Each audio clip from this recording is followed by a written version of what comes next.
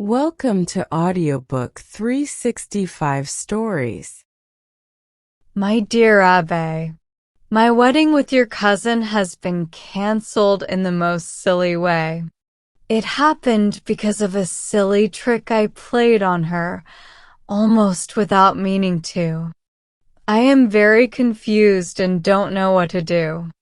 That's why I am writing to you, my old school friend. Maybe you can help me. If you can, I will thank you forever. You know Gilbert, or at least you think you know her. But do we ever really understand women? Their thoughts, ideas, and beliefs always surprise us. Women often think in ways that are hard for us to understand. Their opinions change quickly, like leaves blown by the wind. Your cousin, as you know, is very religious.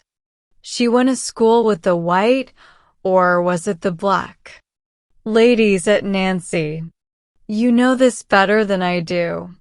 But maybe you don't know that she gets very excited about other things, too, just like she does about religion. She gets happy or angry very quickly, and she changes her feelings just as fast. She is a true woman, or more like a young girl. She is very emotional and very charming. You know she is pretty, but she is even more wonderful than I can describe.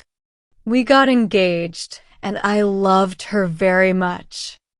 I still love her, and she seemed to love me, too. One evening, I got a message saying I had to go to Cologne. It was for an important meeting about a medical case.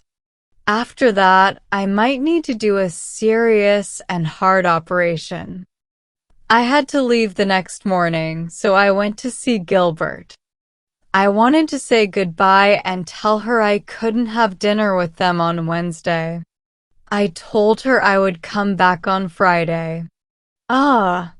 Be careful with Fridays. They always bring bad luck. When I told her I had to go to Germany, her eyes filled with tears. But when I said I'd return soon, she clapped her hands and said, "I'm happy you're going. You must bring me something, a small gift, just a memory, but something you pick for me. You have to guess what I'd like best. Then I'll see how clever you are." She thought for a moment and added, "You can't spend more than 20 francs. I want the gift to show your thoughts, not how much money you spend."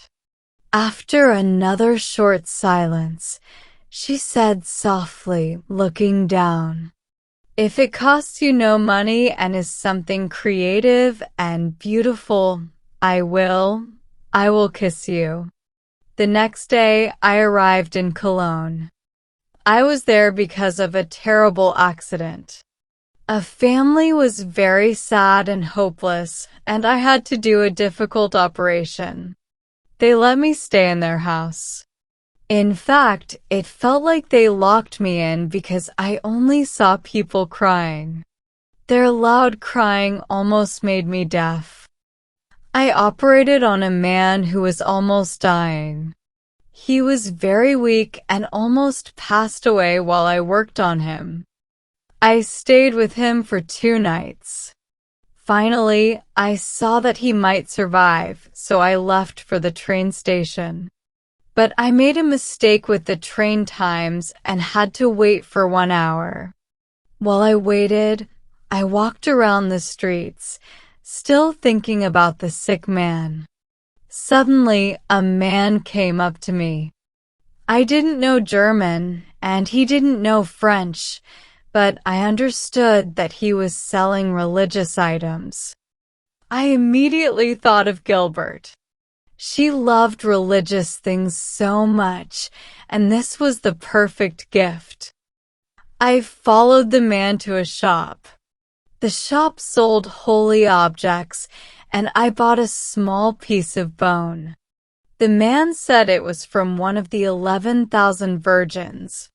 The relic was inside a beautiful old silver box, which made me choose it. I put the box in my pocket and went back to the train station, then to Paris. When I got home, I wanted to look at the gift again. But when I took it out, the box was open and the relic was gone. I searched everywhere in my pocket and even turned it inside out.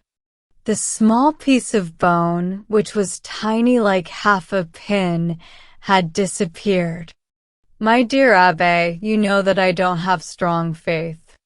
But you, as my good friend, are kind and patient. You let me believe or not believe in my own way. Like you, I don't trust these shops that sell second-hand holy objects. So, I wasn't upset about losing the relic. Instead, I found another small piece of bone, which looked the same. I carefully placed it in the silver box and went to see Gilbert. When she saw me, she ran to me with a big smile. She looked excited and happy. "What did you bring me?" she asked. I acted like I forgot about her gift. She didn't believe me and kept asking me to give it to her. She even begged. When I saw how curious she was, I gave her the silver box. "A relic." "Oh!" "A relic," she cried. She kissed the box with so much love that I felt bad for lying. But then her happiness changed into worry. Her face showed fear. She looked into my eyes and asked, "Are you sure this is real?" "Absolutely sure," I said. "How can you be so sure?" she asked. I was stuck. I couldn't tell Gilbert that I had bought the relic from a man on the street. That would ruin everything. What could I say? Then, a wild idea came to my mind. I said in a quiet and mysterious voice, "I stole it for you." Her eyes grew big with surprise and happiness. "Oh! You stole it? Where?" she asked. "In the cathedral, right from the shrine of the 11,000 virgins," I replied. Her heart beat fast with excitement. She whispered, "Oh, did you really do that for me? Tell me everything." I had no choice now. I couldn't take back my words. So, I made up a story, adding a lot of details to make it sound true. I told her I had paid the cathedral guard 100 francs to let me walk around alone. I explained that the shrine was being repaired and that I found it empty because the workers and priests were having lunch. I said I had removed a small panel and taken a tiny piece of bone, so small, from among many others. I even mentioned how many bones there must be from the 11,000 virgins. Then I told her I went to a goldsmith and bought a special box for the relic. I added that the silver box cost 500 francs. She wasn't interested in the cost. She listened to my story, shaking with joy. "How I love you," she whispered and threw herself into my arms. Think about it. I had told her I committed a crime for her. I said I had stolen from a holy place, broken into a shrine, and taken relics. And for that, she adored me. She thought I was perfect and wonderful. This is how women are, my dear Abbe, all women. For 2 months, I was the perfect lover. Gilbert made a beautiful little chapel in her room to keep the relic. She believed I had done a divine act of love for her. She prayed and admired the relic every morning and night. I asked her to keep this a secret because I might be arrested and sent to Germany. She promised not to tell anyone. But then, at the start of summer, she wanted to visit the cathedral in Cologne. She begged her father until he agreed to take her, but she didn't tell me about it. You know, I had never seen the inside of the cathedral. I had no idea where the shrine of the 11,000 virgins was. I don't even know if such a shrine exists. A week later, I received a short letter. It ended our engagement. Then, her father wrote to explain. When Gilbert saw the shrine, she realized my story was a lie. She asked the keeper if anything had been stolen. He laughed and said such a crime was impossible.